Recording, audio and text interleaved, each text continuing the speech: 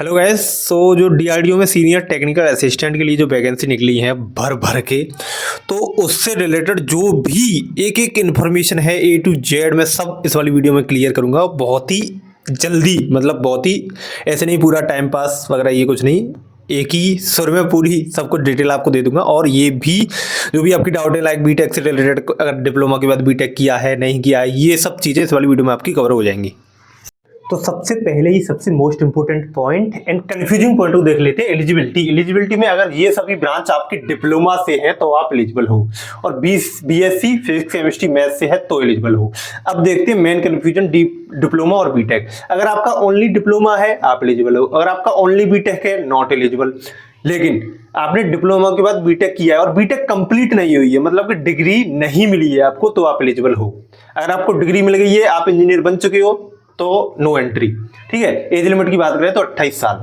अगर बात करें वैकेंसी की तो टोटल पोस्ट है 561। अगर आपको इंडिविजुअल अपनी अपनी ब्रांच की देखनी है तो वो आप यहां पर देख सकते हो।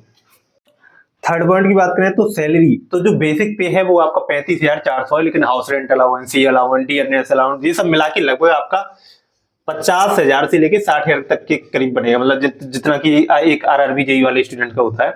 तो अगर हम फॉर्म फीस की बात करें तो 750 की फॉर्म फीस है, जिसमें से 500 तो लौटाई दिए जाएंगे। जैसे ही आप पेपर पे बैठोगे आपके 500 अपने आपके अकाउंट में दिए जाएंगे, मतलब कुछ दिन बाद आती है। ठीक है। तो ओनली 250 रुपये फीस है ये, मान के चलो। अब चलते हैं मेन टॉपिक की तरफ, सिलेक्शन प्रोसेस। मतलब कि अगर आपको जो 60,000 के करीब जो सैलरी है वो लेनी है तो ये आपको करना पड़ेगा। सीबीटी 1 पहले हुआ जिसमें general science, English, aptitude, reasoning ये दोनों। अब देखो ये डीआरडीओ करवा रहा है, टीसीएस कंडक्ट कराएगी इसी, तो मतलब उतना ज्यादा डीआरडीओ का paper normally compare to other PSU ज्यादा इजी नहीं होता है, तो मीडियम लेवल का पेपर आएगा। ठीक है।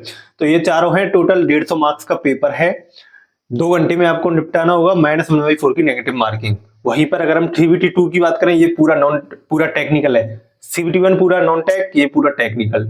120 क्वेश्चन, 120 ही मार्क्स, मतलब एक नंबर का एक सवाल, -1/4 की नेगेटिव मार्किंग, 1.5 घंटे में ये आपको करना होगा।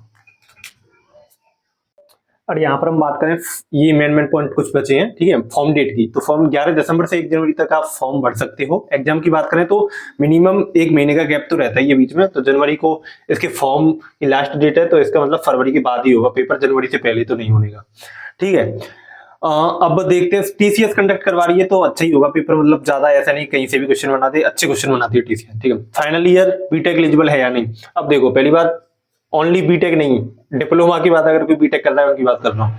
फाइनल ईयर बीटेक, अगर उनका रिजल्ट, उन्हें चेक करना है कि जिस दिन ये लास्ट डेट है, मान के चलो उस दिन वो अप्लाई कर रहे हैं, तो उनका डेट अगर उनका रिजल्ट अगर उससे पहले ही आ जा रहा है, इससे पहले, तो इसका मतलब आपको डिग्री मिल गई, जो मैंने स्टार्टिंग में बताया था, मतलब आपका रिजल्ट आ गया तो आप एलिजिबल नहीं हो।